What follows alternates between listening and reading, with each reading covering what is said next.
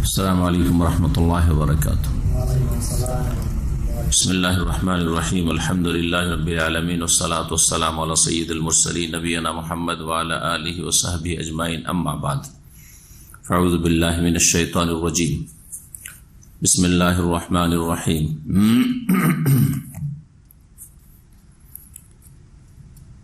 وما لكم ألا تنفقوا في سبيل الله ولله ميراث السماوات والأرض لا يستوي منكم من أنفق من قبل الفتح وقاتل أولئك أعظم درجة من الذين أنفقوا من بعد وقاتلوا وكلا وعد الله الحسنى والله بما تعملون خبير. আল্লাহ রাব্বুল আলামিনের যাবতীয় প্রশংসা, যে আল্লাহ রাব্বুল আলামিন মানব জাতির সবচেয়ে শ্রেষ্ঠ মানুষ হিসাবে যাদেরকে মনোনীত করেছেন, বাছাই করেছেন, তারা হচ্ছেন আম্বিয়া রসুলগণ। আর তারপরে সবচেয়ে শ্রেষ্ঠ মানুষ হচ্ছেন আম্বিয়া এবং রসুলগণের সাথী সঙ্গী, সহচরগণ। শেষ নবী প্রিয় নবী মুহাম্মদুর রাসূলুল্লাহ সাল্লাল্লাহু আলাইহি ওয়াসাল্লাম সবচেয়ে বেশি শ্রেষ্ঠ রসুল। সুতরাং তার সাহাবাই কেরামগণ, তার সহচরগণ সবচাইতে শ্রেষ্ঠ মানুষ আম্বিয়া রসুলগণের, অন্য আম্বিয়া রসুলগণের সাথী সঙ্গদের তুলনায় এবং অন্য মানুষের তুলনায়। আমাদের আলোচনার বিষয়বস্তু মাওলানা মওদুদীর কিতাব খেলাফত ও মুলুকিয়াত পর্যালোচনা, এবং তাতে যে গুমরাহিগুলি রয়েছে, যেগুলি মানুষ পড়লে, জানলে, শুনলে সাহাবায়ে কেরাম সম্পর্কে অন্তর পরিষ্কার থাকবে না এবং মুনাফিক হয়ে পড়বে। সাহাবায়ে কেরাম সম্পর্কে যদি কারো অন্তরে বিদ্বেষ বা ঘৃণা সৃষ্টি হয়ে যায়, তাহলে সে মুনাফিক বলে বিবেচিত হবে। এই কিতাবটি এত মারাত্মক বিপজ্জনক কিতাব। এই কিতাব থেকে সতর্ক করার উদ্দেশ্যে কিছু কথা এর আগে তুলে ধরেছি, আর আজকে কিছু কথা তুলে ধরবো এই খেলাফত ও মুলুকিয়াত থেকে। আমাদের সামনে উর্দু কিতাব রয়েছে, উর্দু কিতাব থেকে পৃষ্ঠা নম্বর সহ কিছু কথা শোনাবো। আল্লাহ রাব্বুল যেন আমাদেরকে এসব গুমরাহি থেকে হেফাজত করেন। এসব গুমরাহির ক্ষেত্রে মুসলিম সমাজের যারা কোরআন সুন্নাহর নির্ভেজাল অনুসারী আহলে হাদিস, আলহামদুলিল্লাহ তারা বেঁচে আছেন। এমনকি দেওবন্দিরা, হানাফি সমাজের, তারাও সাহাবায়ে কেরামদের সম্পর্কে যতটা এহতেরাম উচিত তাই তারা করে, তারা তাদের শ্রদ্ধা রাখে। এমনকি যারা বেরেলভী, বড় শিরকি আকীদায় রয়েছে কবর মাজারের ক্ষেত্রে, তারাও সাহাবায়ে কেরাম সম্পর্কে যথাযথ শ্রদ্ধা সম্মান প্রদর্শন করে। সাহাবায়ে কেরামদের তাওহীন বা অবমাননা, মানহানি এরাও করে না। কিন্তু বড়ই দুঃখজনক যে মাওলানা মওদুদী তার কিতাবে এমন কিছু লিখেছেন যাতে দেওবন্দি, বেরেলভী কেউ এই রকমের ঘৃণা ছড়ায়নি সাহাবায়ে কেরামদের সম্পর্কে, আর কেউ এই রকমের খারাপ মন্তব্য করেনি, আর কেউ মানব জাতিকে বা মুসলিম সমাজকে গোমরাহ করেনি। ইমাম মওদুদী কিতাব তার ভক্তদেরকে, জামাত ইসলামের ভাইদেরকে গোমরাহ করেছে, এবং তারা মাঝে মাঝে এসব বিদ্বেষ প্রকাশ করে দেয়, তারা খারাপ মন্তব্য করে, এবং তাদের শ্রদ্ধা বিষয়টি সাহাবায়ে কেরাম সম্পর্কে খুবই কম দেখা যায়। তাদের সাথে খুব কাছাকাছি মিলে দেখেছি যে তাদের মধ্যে সাহাবায়ে কেরামদের যে শ্রদ্ধা, সেটা খুব কম দেখা যায়। নিছক যেন তারাও দুনিয়াদার ছিল, রাজনৈতিক লড়াই করেছে, ক্ষমতার লড়াই করেছে, এইভাবে তারা তুলে ধরে বা তুলে ধরেছে। মাওলানা মওদুদী নিজেই তুলে ধরেছেন যেন সাহাবায়ে কেরাম, বিশেষ করে ওসমান রাদিয়াল্লাহু তাআলা থেকে শুরু করে মুআবিয়া রাদিয়াল্লাহু তাআলা আর সাহাবায়ে কেরামরা যেন একটি ক্ষমতার লড়াই ছিল, আর ক্ষমতাকে টিকিয়ে রাখার জন্য এসব করেছেন, এইরকম চিত্র তুলে ধরেছে, আর মুসলিম সমাজকে গুমরাহ করেছে। আল্লাহ রাব্বুল আলামিন এই গুমরাহি থেকে যেন সমস্ত মুসলিমদের হেফাজত করেন। আজকের আলোচনার মূল বিষয়বস্তু হচ্ছে সাহাবী জলিল, সম্মানিত সাহাবী রাসূলুল্লাহ সাল্লাল্লাহু আলাইহি ওয়াসাল্লামের শ্যালক মুআবিয়া বিন আবি সুফিয়ান রাদিয়াল্লাহু আনহুমা, তার সম্পর্কে একটি হাদিস শোনাই তার ফজিলত সম্পর্কে, আর তারপরে একটি আয়াতও তার সাথে আমি পাঠ করেছি, সেটাও পেশ করব, আর এতে যে ভুল ভ্রান্তিগুলি রয়েছে সেগুলি থেকে সতর্ক করব। মুআবিয়া রাদিয়াল্লাহু তাআলা আনহু সম্পর্কে নবী করিম সাল্লাল্লাহু আলাইহি সাল্লামের এক সাহাবী আব্দুর রহমান বিন আবি উমাইরা, তিরমিজির হাদিস, বলছেন ওয়াকানা মিন আসহাবি রাসূলিল্লাহ সাল্লাল্লাহু আলাইহি ওয়াসাল্লাম। এই আব্দুর রহমান বিন আবি উমাইরা রাসূলুল্লাহ সাল্লাল্লাহু আলাইহি ওয়াসাল্লামের একজন সাহাবী ছিলেন। তিনি বর্ণনা করেছেন আনিন নবী সাল্লাল্লাহু আলাইহি ওয়াসাল্লাম আন্নাহু ক্বাল, নবী করিম সাল্লাল্লাহু আলাইহি ওয়াসাল্লাম বলেছেন, কাকে? ক্বালা লি মুআবিয়া রাদিয়াল্লাহু তাআলা আনহুকে উদ্দেশ্য করে দোয়া দিয়েছেন রাসূলুল্লাহ সাল্লাল্লাহু আলাইহি ওয়াসাল্লাম, আল্লাহুম্মা ইজআলহু হাদিয়াম মাহদিয়া ওয়াহদি বিহি। হে আল্লাহ, তুমি মুআবিয়াকে পথ প্রদর্শক, হেদায়েত প্রদানকারী, হাদিয়ান মানে পথ প্রদর্শক, হেদায়েত প্রদানকারী, মাহদিয়ান এবং হেদায়েত প্রাপ্ত, যাকে হেদায়েত করা হয়েছে, মফুল, হাদিয়ান ইসিম ফাইল আর মাহদিয়ান ইসিম মফুল, তাকে তুমি পথ প্রদর্শক বানাও, অন্যদের যেন হেদায়েত হয় তার মাধ্যমে, আর সেও যেন হেদায়েত প্রাপ্ত থাকে। এই দোয়া করেছেন রাসূলুল্লাহ সাল্লাল্লাহু আলাইহি ওয়াসাল্লাম। ওয়াহদে বিহি, এবং তার মাধ্যমে তুমি অন্যদেরকে সঠিক পথ দেখাও, হেদায়েত করো, অন্যদেরকে সঠিক পথ প্রদর্শন করো। ওয়াহদে বিহি, আল্লাহুম্মা জালু হাদিয়া মাহদিয়া ওয়াহদে বিহি, তিরমিজির হাদিস 3777 নম্বর। আল্লামা আলবানী হাদিসটিকে সহিহ বলেছেন, সিলসিলা সহিহার 1969 নম্বর হাদিস। এই মুআবিয়া রাদিয়াল্লাহু তাআলা আনহু তার পিতা আবু সুফিয়ান রাদিয়াল্লাহু আনহুর সাথে ইসলাম কবুল করেছেন, এবং রাসূলুল্লাহ সাল্লাল্লাহু আলাইহি ওয়াসাল্লাম তাকে কাতিবে ওহী, ওহীর লেখক হিসাবে মনোনীত করেছেন। চিন্তা করেন, রাসূলুল্লাহ সাল্লাল্লাহু আলাইহি ওয়াসাল্লামের কাছে ওহী আসছে, আর তিনি ওহী লিখতে দায়িত্ব দিচ্ছেন বা ওহী লেখার জন্য নিযুক্ত করছেন। যেহেতু লেখা জানতেন, পড়া জানতেন মুআবিয়া রাদিয়াল্লাহু তাআলা আনহু, যারা ওহী লিখতেন কোরআনে কারীম, তাদের একজন ছিলেন মুআবিয়া রাদিয়াল্লাহু তাআলা আনহু। চিন্তা করুন, ওলামারা বলেছেন, কোরআন সুন্নাহর ওলামারা, যে অনুজুর কাইফা ইসতামানাহু সাল্লাল্লাহু আলাইহি ওয়াসাল্লাম লিয়াকতুবা ওয়াহিয়াস সামা।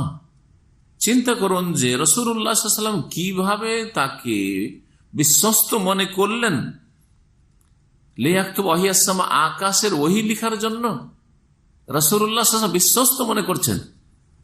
যদি সামান্য কিছু তাতে অবাস্তবতা থাকতো, যে তাকে বিশ্বস্ত মনে করা ঠিক নয়, তাহলে রাসূলুল্লাহ সাল্লাল্লাহু আলাইহি ওয়াসাল্লাম বিশ্বস্ত মনে করতেন না। তার চাইতে কে বেশি বুঝেন মানব জাতির মধ্যে? আর যদি রাসূলুল্লাহ সাল্লাল্লাহু আলাইহি ওয়াসাল্লাম যদি সঠিক সিদ্ধান্ত, নাউযুবিল্লাহ, যদি না পৌঁছে থাকেন, তো আল্লাহকে সতর্ক করতেন না যে এই লোক বিশ্বস্ত নয়, তুমি একে বিশ্বস্ত মনে করে কোরআনের ওহী কি করে লিখতে বলছো? আল্লাহ তো বারণ করেন নাই, তাই না? নাযালা মিন ইনদিল্লাহি তাবারাকা ওয়া তাআলা, যে ওহী আল্লাহ তাবারাকা ওয়া তাআলার পক্ষ থেকে নাযিল হচ্ছে, তা লেখার জন্য বিশ্বস্ত ব্যক্তি হিসাবে বাছাই করেছেন রাসূলুল্লাহ। ফাহুয়া মিনাল কাতাবাতে, সে একজন ওহীর লেখক। ওমিন আসহারিহি সাল্লাল্লাহু আলাইহি, এবং রাসূলুল্লাহ সাল্লাল্লাহু আলাইহি সাল্লামের সে লোক। ফাকাদ তাযাওয়াজা উখতাহু রামলা, তার বোন রামলা রাদিয়াল্লাহু আনহা। রামলা নামে কেউ চেনে না, যে নবী সাল্লাল্লাহু আলাইহি ওয়াসাল্লাম বিবির নাম কি ছিল? রামলা। এটা মানুষ জানে না, আমাদের জনগণ, কিন্তু তার কুনিয়াত, যেমন পুরুষদের কুনিয়াত হয় আবু দিয়ে, তো মহিলাদের কুনিয়াত হয় দিয়ে। তো নবী করিম সাল্লাল্লাহু আলাইহি ওয়াসাল্লাম বিবি আবু সুফিয়ানের মেয়ে, তার নাম কি ছিল? উম্মে হাবিবা। উম্মে হাবিবার নাম ছিল রামলা বিনতে আবি সুফিয়ান। ওলামারা বলেছে ফাহুয়া খালুনা। সুতরাং যখন নবী করিম সাল্লাল্লাহু আলাইহি ওয়াসাল্লামের বিবিগণ আমাদের মাতা, ঠিক না?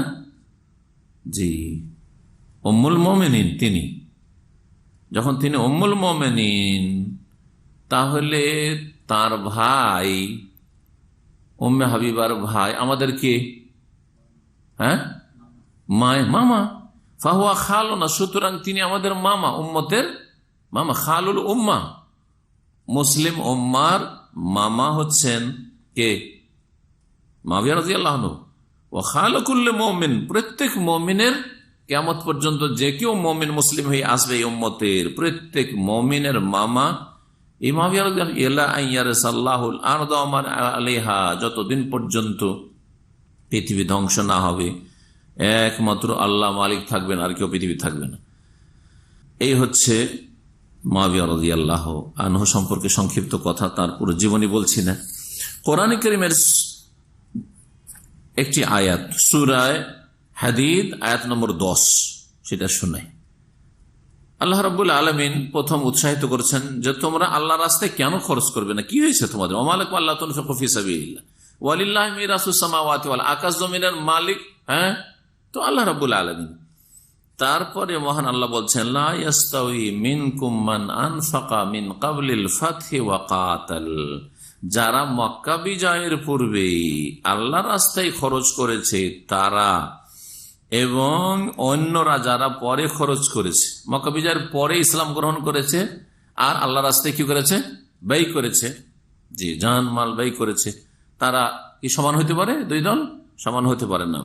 উলাইকা আযামু দারাজাতাম মিনাল্লাযিনা আনফাকু মিন বাদু, বলছে যারা মক্কা বিজয়ের আগে থেকে ইসলামের জন্য খরচ করেছে, ব্যয় করেছে, তারা মর্যাদার দিক থেকে অনেক উঁচা কাদের তুলনায়?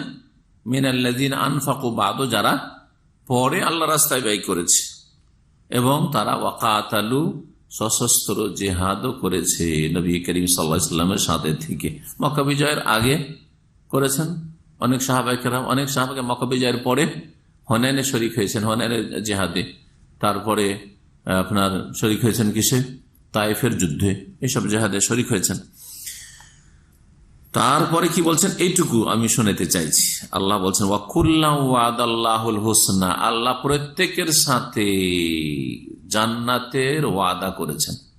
আল হুসনা মানে জান্নাত, লিল্লাযিনা আহসানু, যারা সৎকর্মশীল, আল হুসনা তাদের জন্য, আল হুসনা জান্নাতের একটি নাম, জান্নাত রয়েছে, ওয়া জিয়াদা, জান্নাতে তাদের জন্য বোনাস ফাও রয়েছে, সেটা হচ্ছে আল্লাহর দর্শন, আল্লাহর সাক্ষাৎ ওখানে।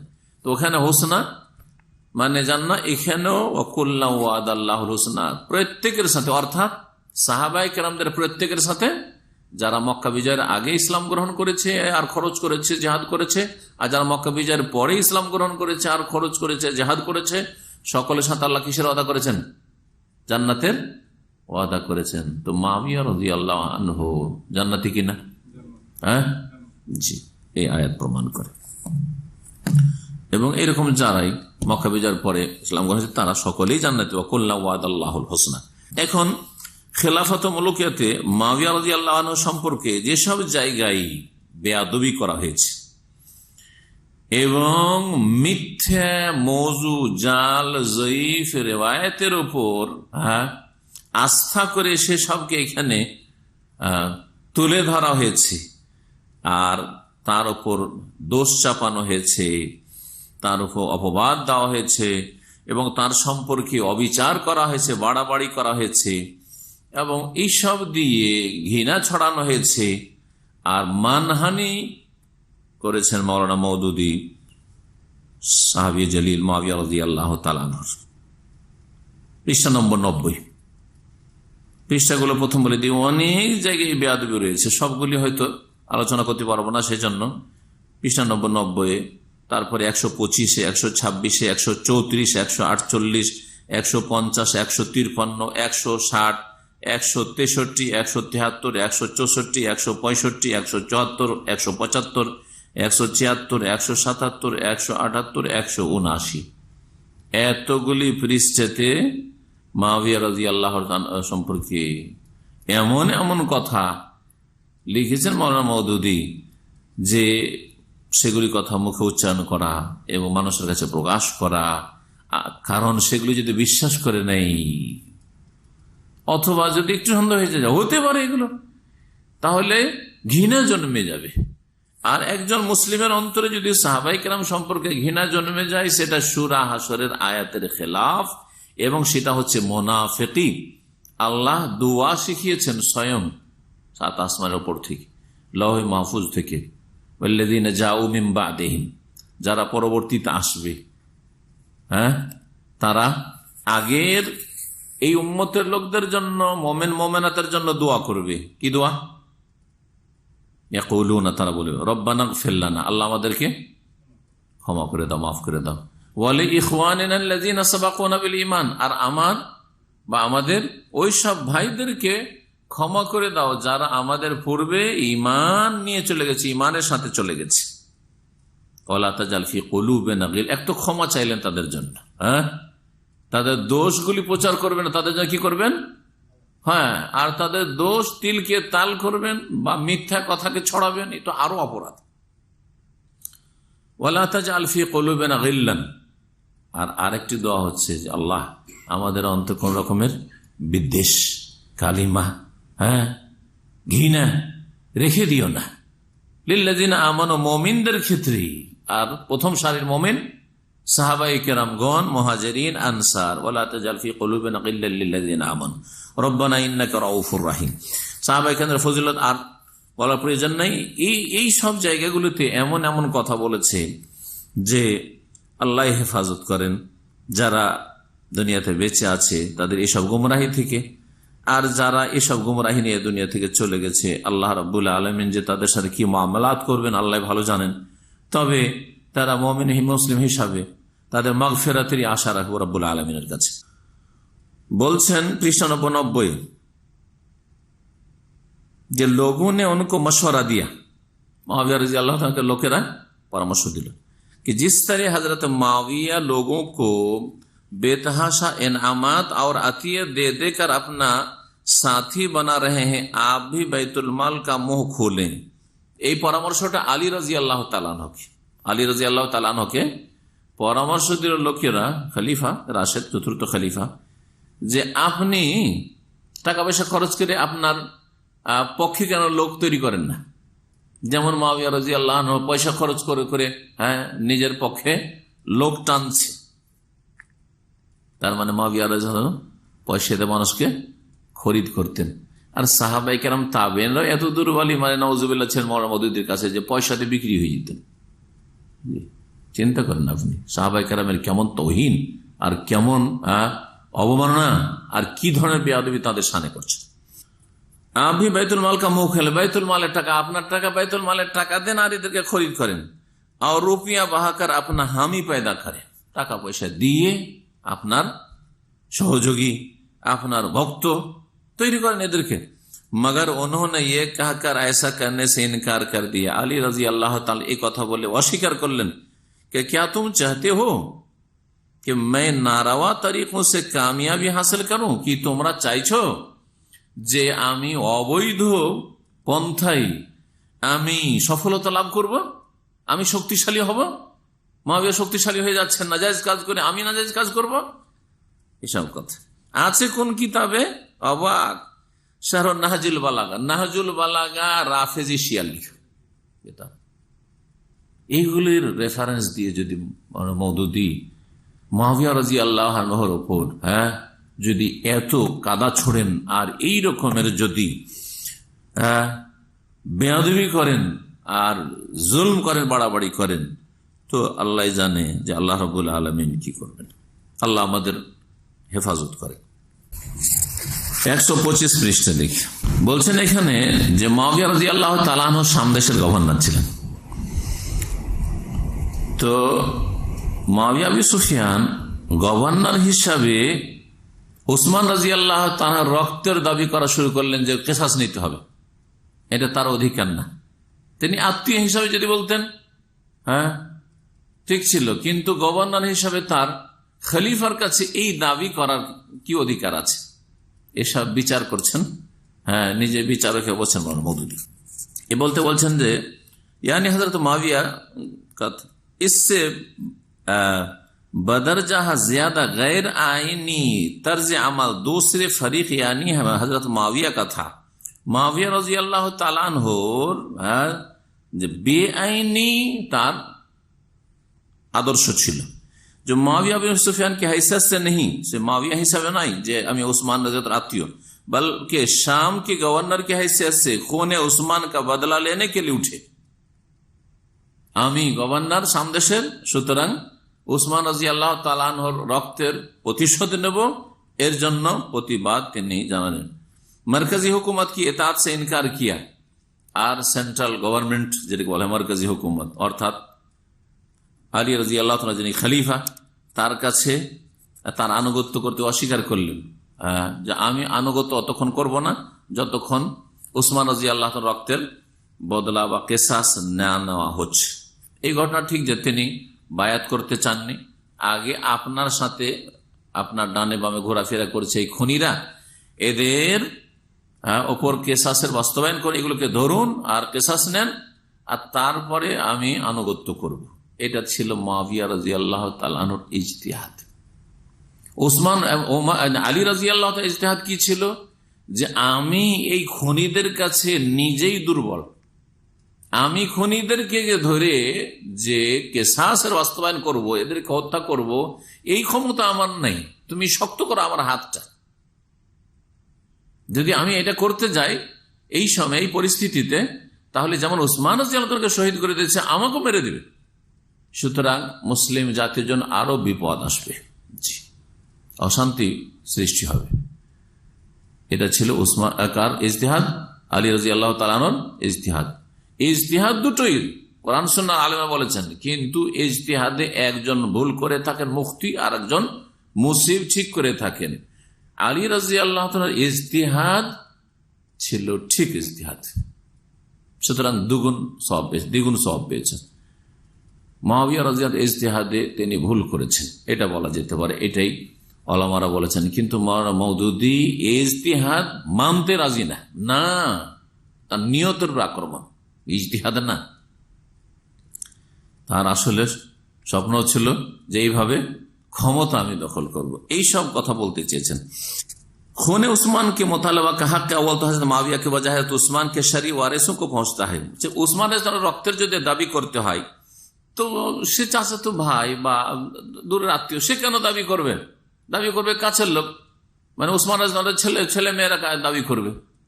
এসব যুক্তি আপনাকে কে পেশ করতে বলছে? মাওলানা মওদুদী এগুলো যুক্তি।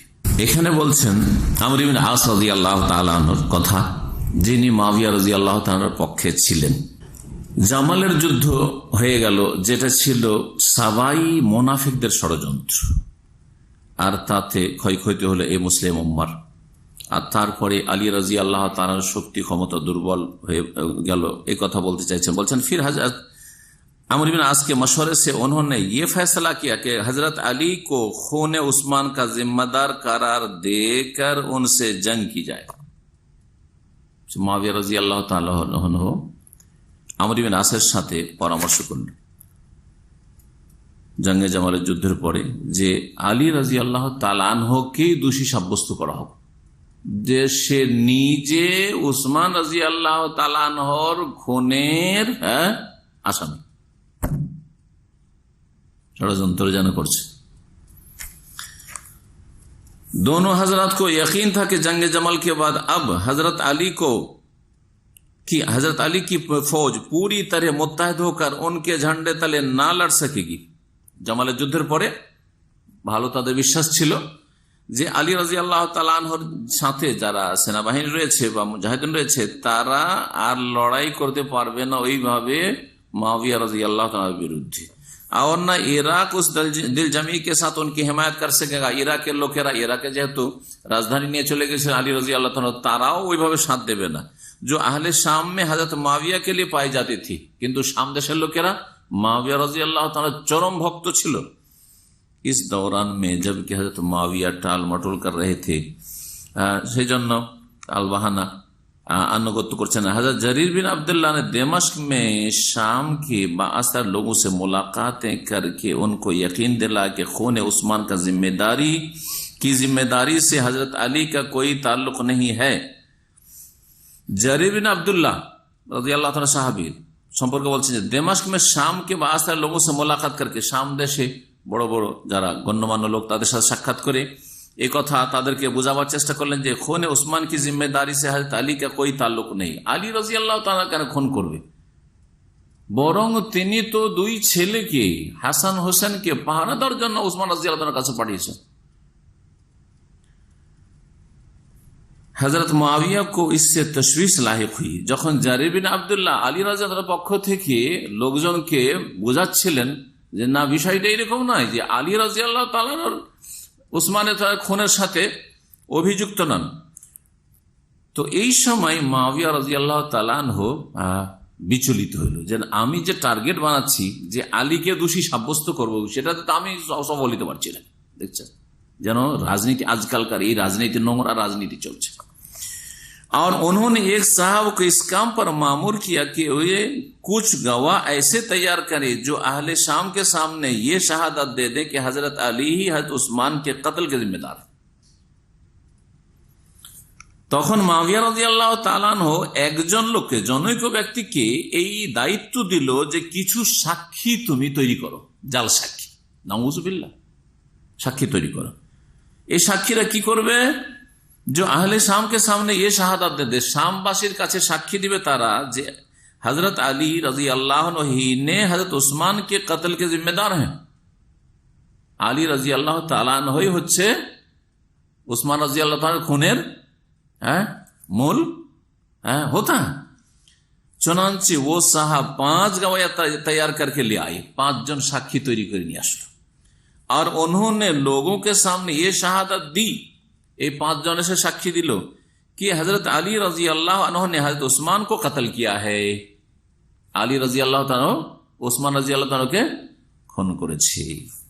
চিন্তা করছেন, এসব কথা নকল করছেন এমন এমন ইতিহাসের কিতাব থেকে, যেসব কিতাবে কিছু সহি আছে, কিছু জয়ীফ আছে, জাল আছে, ওইসব কিতাব থেকে নকল করছেন।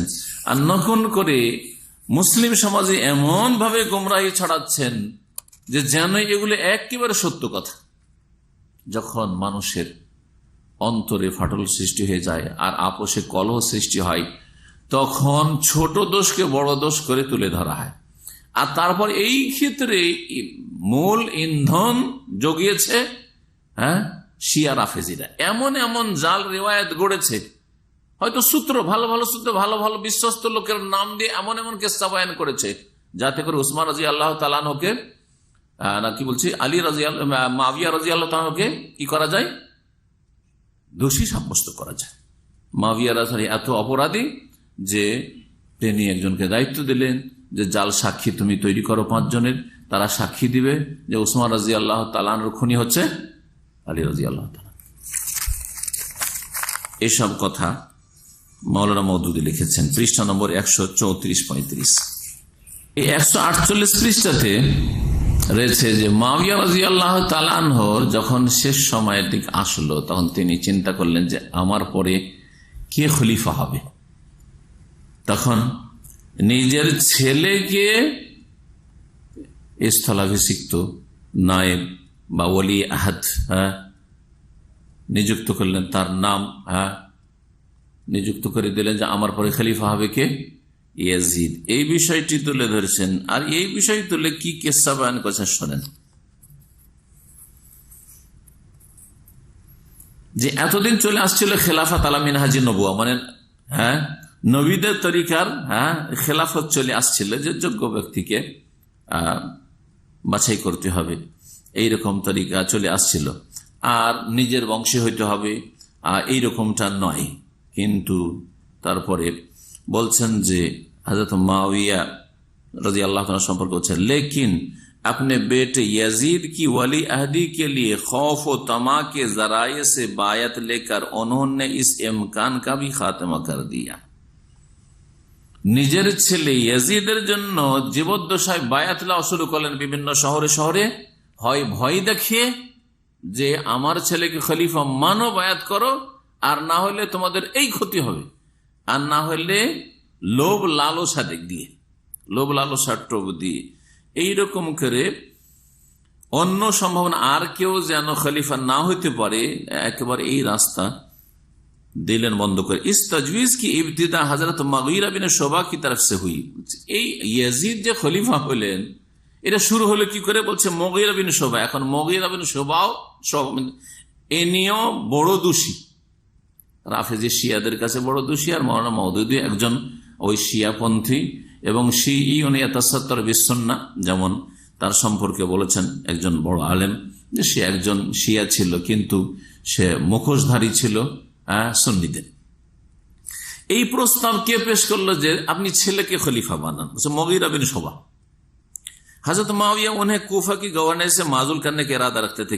কেমন করে হইল যে কুফার গভর্নর ছিলেন মুগীরা বিন শুবা। মুগীরা বিন শুবা দেখলেন যে আমাকে তো এখান থেকে বরখাস্ত করে দেবে, সরিয়ে দেবে, তা আমি এমন একটা কাজ করি, দরদ দেখাই মুআবিয়ার, তাহলে যাতে করে আমার গভর্নরিটা ঠিক থাকে। उन्हें इसकी खबर मिल गई, फौरन कुफा से दिमाश्क पहुंचे। कुफा থেকে দামেস্কে গেলেন, ইরাক থেকে সামদেশ, और यजीद से मिलकर कहा, यजीদের সাথে সাক্ষাৎ করলেন এই মুগীরা বিন শুবা। সাহাবা के अकाबिर और कुरैश के बड़े लोग दुनिया से रुखसत हो चुके हैं। बड़े बड़े साहबा কেরাম দুনিয়া থেকে চলে গেছেন, কুরাইশরা দুনিয়া থেকে চলে গেছেন বেশিরভাগ। मेरी समझ में नहीं आता कि अमीरुल मोमिनीन तुम्हारे लिए बायात ले लेने में तामुल क्यों कर रहे हैं। আমি বুঝি না যে তোমার বাবা তোমাকে খলিফা কেন বানাতে চাইছে না, দ্বিধাদ্বন্দ্বে কেন, দ্বিধাগ্রস্ত কেন। यजीद ने इस बात का जिक्र अपने वालिद माजिद से किया। তখন ইয়াজিদ বাবার সাথে এরকম কথা বলল যে মুগীরা বিন শুবা এরকম বলছিল যে আব্বা আপনি দ্বিধাদ্বন্দ্ব কেন, আপনার পরে আমাকে খলিফা বানাবেন, এটা আপনি দ্বিধাগ্রস্ত কেন, এই বিষয়টি আলোচনা করলো। उन्होंने हजरत मुगीरा को बुलाकर पूछा कि क्या बात है जो तुमने यजीद से कही। তখন মুগীরাকে ডাকলেন মুআবিয়া রাদিয়াল্লাহু তাআলা যে কি ব্যাপার, তুমি আমার ছেলেকে কি বলছিলে। हजरत मुगीरा ने जवाब दिया, मुगीरा তখন জবাব বলল যে আমিরুল मोमिनीन आप देख चुके हैं कि कत्ल उस्मान के बाद कैसे कैसे इख्तिलाफात और खून खराबी हुई। আপনি দেখলেন যে উসমান রাদিয়াল্লাহু তাআলা শাহাদাতের পরে কত রক্ত ঝরলো, আর উম্মতে মুসলিমার জামালের যুদ্ধে সিফিন এসব মিলে কত যে মানুষ খুন হইল আর অশান্তি কত হইল। अब बेहतर यह है कि आप यजीद को अपनी जिंदगी ही में वली अहद मुकर्रर करके बायात ले लें। এখন ভালো হবে যে আপনি ইয়াজিদকে আপনার নায়েব খলিফা স্থলাভিষিক্ত বানিয়ে অগ্রিম বায়াত লোকের সাথে নিয়ে নেন, তাকে अगर आपको कुछ हो जाए तो इख्तिलाफ बर्फा ना हो। হঠাৎ করে যদি আপনার ইন্তেকাল হয়ে যায় তাহলে আপোষে মুসলিম জাতির ইখতিলাফ শুরু না হয়, আমার ওই সেই লড়াই আর মারামারি না শুরু হয়ে যায়, ফিতনা না শুরু হয়।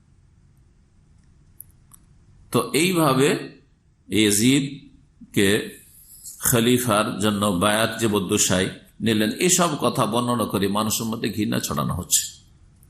এই বিষয়টি ঠিক যে মুআবিয়া রাদিয়াল্লাহু তাআলা আনহু, মুআবিয়া রাদিয়াল্লাহু তাআলা নিজের ছেলেকে যে তার স্থলাভিষিক্ত বানালেন, এই ক্ষেত্রে এই বিষয়টা তিনি চিন্তা করেছেন। 20 বছর তিনি খেলাফত করেছেন মুআবিয়া রাদিয়াল্লাহু তাআলা। এই 20 বছর ছিল শান্তির যুগ।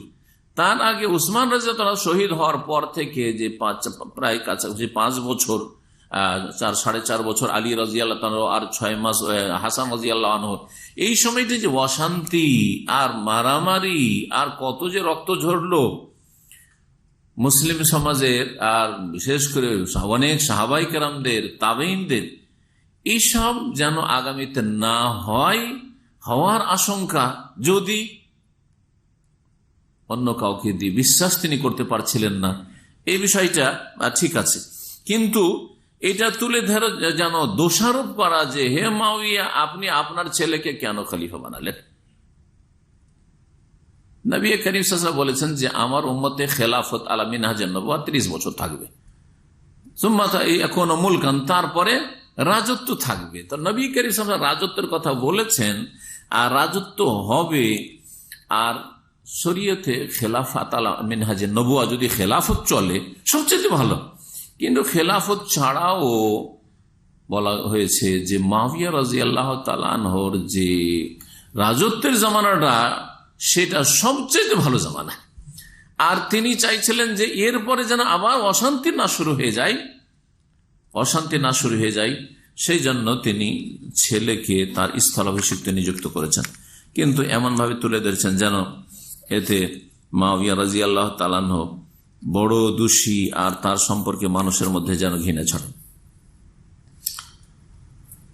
150 পৃষ্ঠায়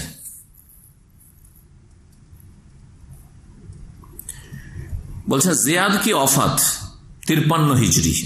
जियाद उबैदुल्लाह बिन जियाद बाप जियाद की वफात के बाद हजरत मुआविया ने यजीद को वली अहद बनाने का फैसला कर लिया जे আমার ছেলে यजीद के আমি वली अहद মানে আমার স্থলাভিষিক্ত বানাবো। और बास लोगों की राय हमवार करने की कोशिश शुरू करी और তারপরে যারা প্রভাবশালী লোক তাদের মতামত নিজের পক্ষে নেওয়ার চেষ্টা করলেন যাতে করে আপোষে আবার কলহ না शुरू হয়। इस सिलसिले में उन्होंने हजरत अब्दुल्ला बिन उमर को 1 लाख दिरहम भेजे और यजीद की बैयत के लिए राजी करना चाहा। 1 লক্ষ दिरहम পাঠালেন কার কাছে? আব্দুল্লাহ বিন উমর রাদিয়াল্লাহু আনহুর কাছে।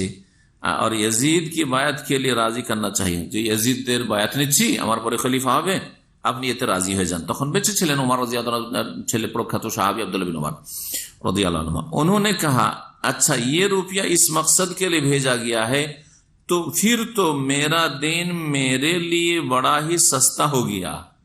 এই উদ্দেশ্যে যদি 1 লক্ষ টাকা আমার কাছে পাঠানো হয় তাহলে আমার দিন ইসলাম তাহলে আমার কাছে বড়ই সস্তা হয়ে গেছে যে আমি 1 লাখ দিরহামে আমার ধর্ম বিক্রি করে দিলাম, দিন বিক্রি করে দিলাম।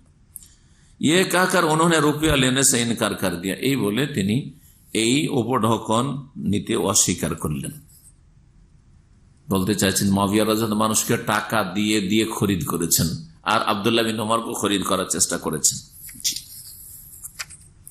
এসব কিসসা কাহিনী আল্লাহ রাব্বুল আলামিন ভালো জানেন, কিন্তু এসব জাল আর জয়ীফ আর কত রকম মিথ্যা কথা দিয়ে মানুষের অন্তরকে একেবারে ঘৃণাতে ভরে দিয়েছে। এইরকমই 153 পৃষ্ঠাতে মুআবিয়া রাদিয়াল্লাহু তাআলা আনহু সম্পর্কে বড়ই অবমাননামূলক কথা রয়েছে যেগুলি সময়ের স্বল্পতার জন্য আর বর্ণনা করছি না। 160 পৃষ্ঠায় বলছেন যে এই যে পরিবর্তন খেলাফতে রাশেদার পরে মুআবিয়া রাদিয়াল্লাহু আনহুর জামানাতে যে পরিবর্তনগুলি আসলো, বলছেন যে दूसरी नुमाया तब्दीली ये थी कि दौरे मुलूकियत के आगाज ही से बादशाह किस्म के खुलाफा ने कैसर और किसरा का तर्ज जिंदगी इख्तियार कर लिया। খলিফা রাশেদিনের যুগের পরে যখনই বাদশাহী শুরু হলো, মুলুকিয়াত রাজত্ব শুরু হলো, এই তার শুরুতেই তারা রোমান শাসক রাজা আর পারস্য রাজাদের মতো জাঁকজমকপূর্ণ ভোগবিলাসের জীবনযাপন শুরু করে দিল। মুআবিয়া সম্পর্কে এইসব আলোচনা। और उस तरीके को छोड़ दिया जिस पर नबी करीम सल्लल्लाहु अलैहि वसल्लम और 4 खुलाफा राशिदीन जिंदगी बसर करते थे। যেমন নবী করিম সাল্লাল্লাহু আলাইহি ওয়াসাল্লাম জীবন ছিল, 4 খলিফার জীবন ছিল, সেই রকম জীবনটা তারা বাদ দিলেন। शाही हरस माने बॉडीगार्ड और उनके महलों की हिफाजत करने और उनके जलू में चलने लगे। बॉडीगार्डेर साथ चलते शुरू कर लो। हाजिब और दरबान उनके और आम के दरमियान हाइल हो गए। বাড়িতে দরবান লাগিয়ে দেওয়া যাতে করে বাদশার সাথে বা মুআবিয়া রাদিয়াল্লাহু আনহুর সাথে কেউ সাক্ষাৎ না করতে পারে, ইয়াজিদের সাথে কেউ সাক্ষাৎ না করতে পারে, এইসব করে দিলেন। এইসব বলে মানুষের মধ্যে ঘৃণা ছড়ানো, এই হচ্ছে এই খেলাফত মুলুকিয়াত কিতাবের কাজ। তারপরে 161 পৃষ্ঠায়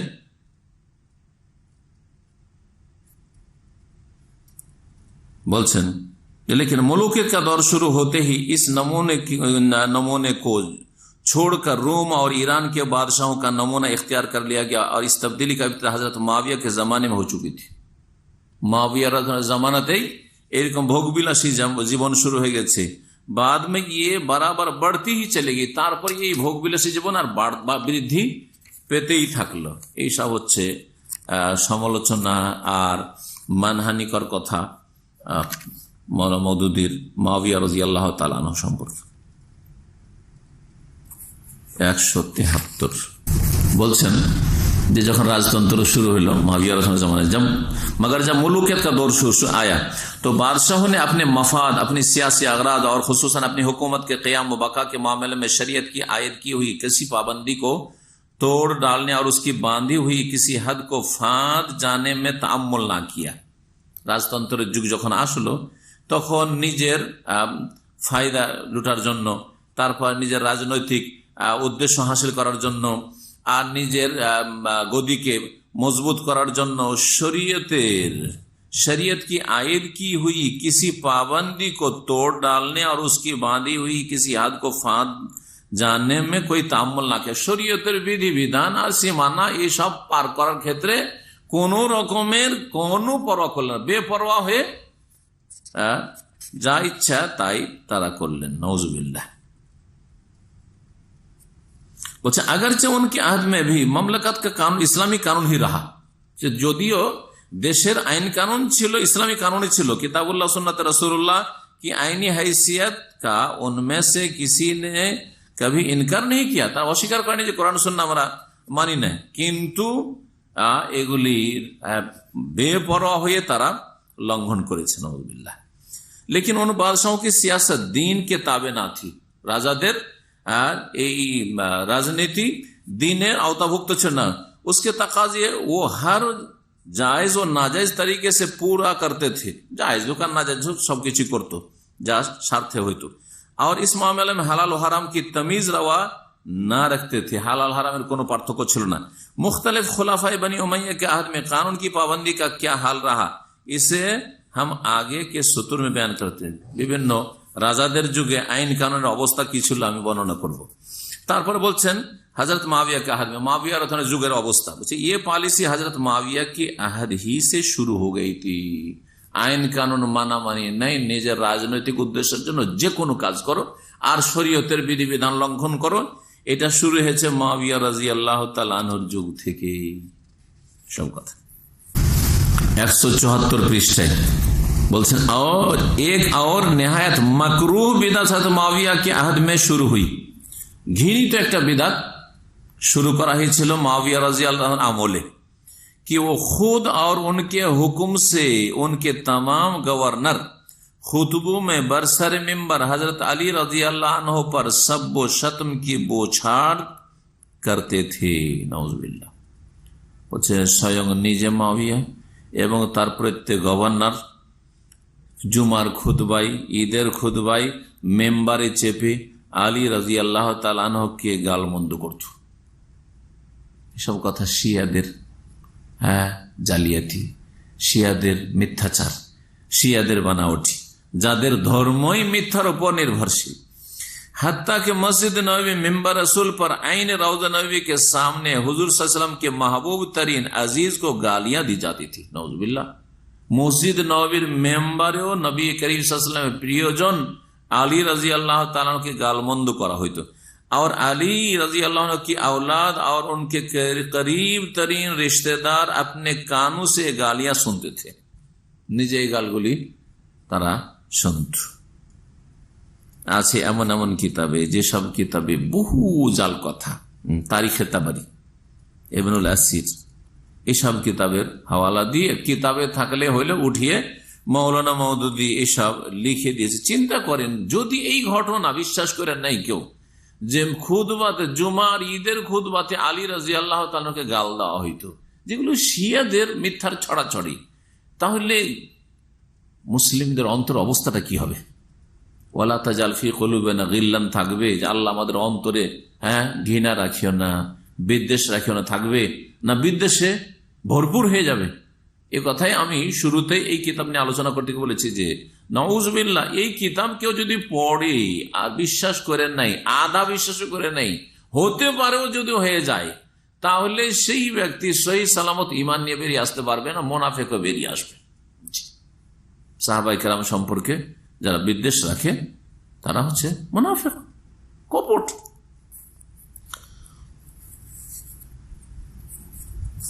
তারপরে গনিমতের ধন সম্পদ ভাগ বন্টনের ক্ষেত্রে বেপরোয়া হয় নাকি ভাগ বন্টন করেছে।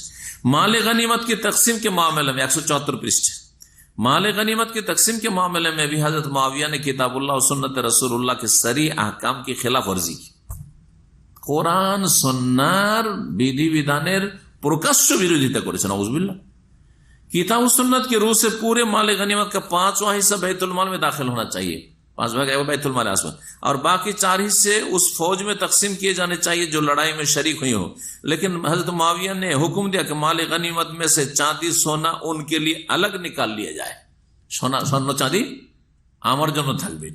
फिर बाकी माल शरी कायदे के मुताबिक तकसीम किया जाए, बाकी धन সম্পদগুলি শরীয়তের বিধান মোতাবেক ভাগ বন্টন করা হবে। এই সব কিচ্ছা কাহিনী শুনিয়ে মুসলিম জাতির অন্তরে বিদ্বেষ সৃষ্টি করেছে মাওলানা মওদুদী।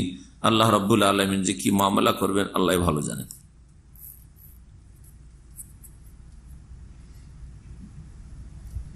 তারপরে মুআবিয়া রাদিয়াল্লাহু তাআলার উপর আর একটা দোষ চাপানো হয়েছে যে তার যতগুলি গভর্নর জুলুম অত্যাচার করতো তার কোনো বিচার তিনি করতেন না।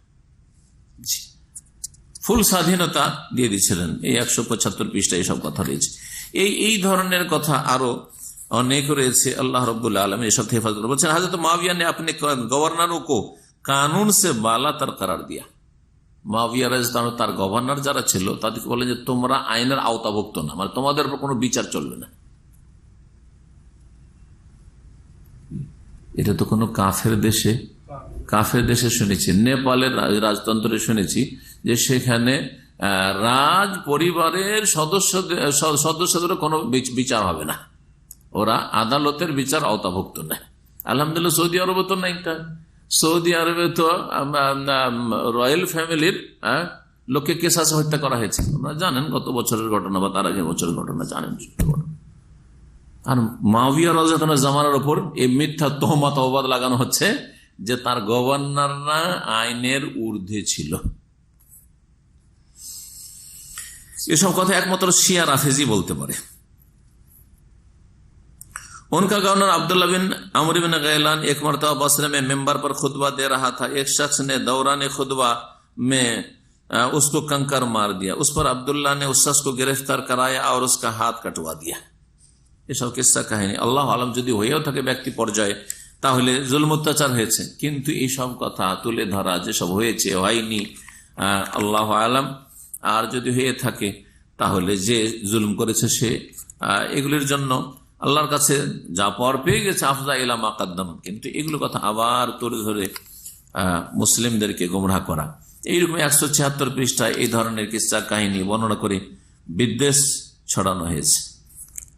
179 पृष्ठ ठीक वही रकम मुआविया रज़ियल्लाहु सम्पर्क बोलते हैं, हजरत मुआविया के अहद में सियासत को दीन पर बाला रखने और सियासी अगराज के लिए शरीयत की हदें तोड़ डालने की जो इब्तिदा हुई थी, বলছে মুআবিয়া রাদিয়াল্লাহু তাআলা জামানায় দিন ইসলামের উপর রাজনৈতিক স্বার্থকে কি করা হয়েছে, প্রাধান্য দেওয়া হয়েছে, এটা শুরু হয়েছে।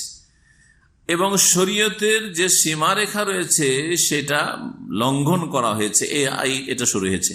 उनके अपने नामजद करदा जानशीन यजीद के आहद में वो बदतरीन नताइज तक पहुंच गए। শুরু করেছেন মুআবিয়া রাদিয়াল্লাহু তাআলা আনহু, আর তার স্থলাভিষিক্ত তার ছেলে ইয়াজিদের যুগে সেটা একবারে জঘন্য পরিণতি পর্যন্ত পৌঁছে গেছে। অর্থাৎ শরীয়তের কোন পরোয়া নেই, দিন ইসলামের ওপর প্রাধান্য পেয়েছে কি রাজনৈতিক লক্ষ্য উদ্দেশ্য। 179 পৃষ্ঠ। আর বেশি এসব না শুনিয়ে শেষখানে দোয়া করি আল্লাহ রাব্বুল আলামিন যেন আমাদের অন্তরকে সাফ রাখার তৌফিক দান করেন। এবং শিয়া রাফেজিরা সাহাবায়ে কেরাম সম্পর্কে আমভাবে 4-5 জন সাহাবী ছাড়া তাদের কুফরি ফতোয়া রয়েছে। আর বিশেষ করে মুআবিয়া রাদিয়াল্লাহু আনহু, আমর ইবনে আস, আর তারপরে আপনার মুগীরা বিন শুবা, আর এইরকম বেশ কিছু সাহাবায়ে কেরাম যাদের নাম আসছে মুআবিয়া রাদিয়াল্লাহু আনহুর খেলাফত আমলের সাথে তাদের সম্পর্ক, তাদের যে মিথ্যার ছড়াছড়ি, এই সব কথাগুলি প্রায় কথাগুলি মাওলানা মওদুদী যেন বিশ্বাস করে এই কিতাবে তুলে ধরেছেন। আল্লাহ রাব্বুল আলামিন এইসব অনিষ্ট থেকে, গুমরাহি থেকে আমাদের হেফাজত করেন। এবং আমাদের আহলে হাদিস অনেক ভাইরাই যারা এই জামাত ইসলামীর সাথে লেগে গিয়ে গুমরাহির শিকার হয়েছে তাদেরকে ফিরে আসার তৌফিক দান করেন। এবং অন্যান্য ভাইরা যারা সাদা সিধা মানুষ, তারা ইসলাম শক্তিশালী হবে হয়তো জামাত ইসলামের মাধ্যমে, এইরকম ভুল বুঝে এই জামাত ইসলামের গুমরাহ দলের সাথে যারা জড়িয়ে গেছেন আল্লাহ তাদেরকে যেন সুন্নতি দান করেন এবং ফিরে আসার তৌফিক দান করেন হেদায়েতের দিকে, সহি রাস্তার দিকে, কোরআন সুন্নাহর দিকে। 1-2টি কথা আর বলি মুআবিয়া রাদিয়াল্লাহু বিষয়টি এখন ছেড়ে দিয়ে। সাহাবায়ে কেরাম সম্পর্কে পুরো সাহাবায়ে কেরামদের সম্পর্কে মাওলানা মওদুদের একটি বিরূপ মন্তব্য 109 পৃষ্ঠা। সাহাবায়ে কেরামদের সম্পর্কে বলতে গিয়ে বলছেন যে दूसरी एक इस्लामी तहरीक की सरबराही के लिए ये लोग मौजू भी ना हो सकते थे क्योंकि वो ईमान तो जरूर ले आए थे। সাহাবায়ে কেরামদের মধ্যে যারা মক্কা বিজয়ের পরে ইসলাম গ্রহণ করেছেন, সূরা হাদীদের আয়াত নম্বর 10-এ কি বললাম, আল্লাহ সকলের সাথে জান্নাতের ওয়াদা করেছেন।